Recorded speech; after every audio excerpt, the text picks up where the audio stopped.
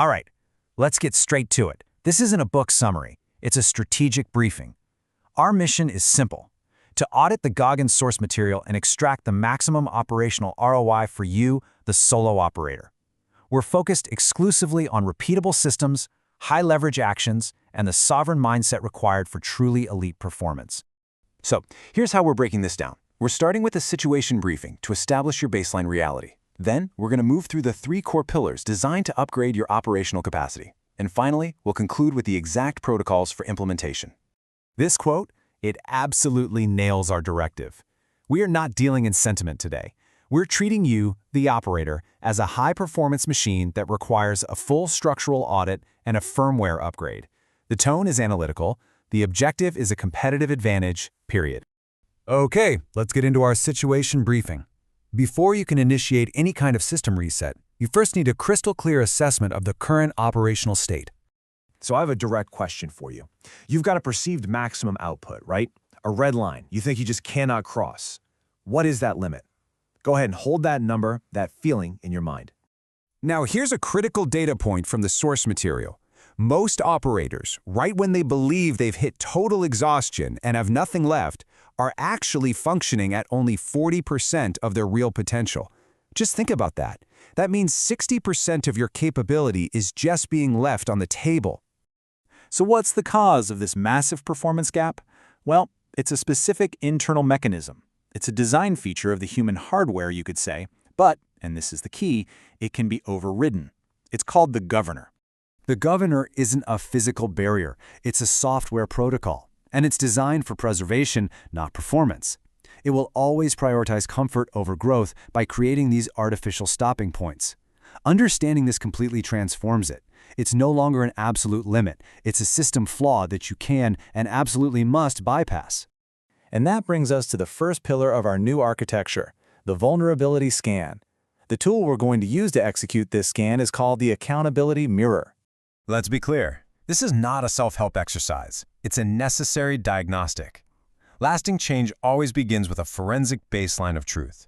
The accountability mirror is a system designed to force a confrontation with the reality of your current state, and to keep forcing it until that reality is no longer acceptable. The implementation is a repeatable daily protocol. 1. You stand before your reflection. 2. You deliver a raw, unfiltered audit of your performance gaps and weaknesses. Be clinical. 3. You write down these gaps, along with your goals and the specific actions required, on physical notes. 4. You post those notes directly on the mirror. And 5. You execute and you report back daily. This system automates radical self-accountability. All right, moving on to pillar 2. This is the primary tactical method for overriding your mind's default limitations. We're talking about bypassing the governor, and we're going to use the 40% rule. This is the core operational principle. The moment your mind screams stop, when friction feels total, that signal is the governor activating. It is not your true limit. At that point, you've got 60% more in reserve. Just acknowledging this fact is the first step to accessing it. So how do we execute this? First, you have to learn to recognize that feeling of fatigue as just data from the governor, not a physical reality. Second, when that signal arrives, you deliberately push 5 to 10% further. This systematically resets your performance baseline. Third, you repeat this process consistently to callous your mind, building a real tolerance for discomfort. And fourth, you use a micro-focus strategy. Don't look at the entire mountain, just focus on the next immediate step. This is how you bypass the overwhelmed signal. And that brings us to pillar 3, tactical recall. This is a system for accessing your reserve power during those critical failure points. The operational name for this is the cookie jar. Let's be very clear about the framing here. The cookie jar is not for nostalgia, it's an operational tool. It is a mental database that you curate, logging every past victory and every significant obstacle you've overcome. You need to think of these as stored power reserves. Here's the protocol. First, you have to actively inventory and document these past wins. Second, when you are at that 40% limit and system failure feels imminent, you intentionally access this database. Third, and this is critical, you don't just remember a victory. You vividly recall the emotional state and the tactical data from that success. You have to feel it. And fourth, you weaponize that recalled energy to fuel the current effort, reminding your system of exactly what it's capable of surviving.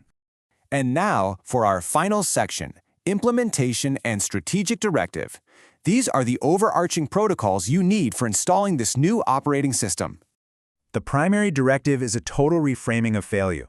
Within this new architecture, failure is not an emotional event. It is a data acquisition event.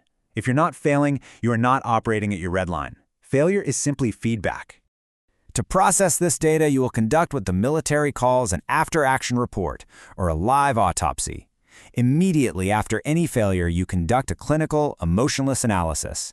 You document what went well. You identify every tactical misstep with precision. You pinpoint the root system flaw that led to the failure. And then you immediately develop a new, data-driven plan of attack. This is how you turn every loss into a blueprint for the next victory. And to prevent complacency, the sovereign operator adopts the Start at Zero protocol. See, success breeds satisfaction, and satisfaction leads to decay. Yesterday's wins are dead data. Your reputation is irrelevant. Each and every day, you begin again at zero, with a new mission to prove your capability. Our final tool is a mental die-pass command. Your brain's logic, and the logic of those around you, will almost always calculate the probability of failure. The what-if logic is designed to interrupt that calculation. It shifts your focus from the probability of failure to the possibility of execution. And this quote, well, it captures the power of that command perfectly. It is a defiant command. It silences internal doubt, and it silences external negativity. It's the question that unlocks innovation and fuels the perseverance you need to operate at an elite level. And that is our final strategic directive. The audit is complete, the blueprints have been delivered. Your mission now is simply to execute. So, what if?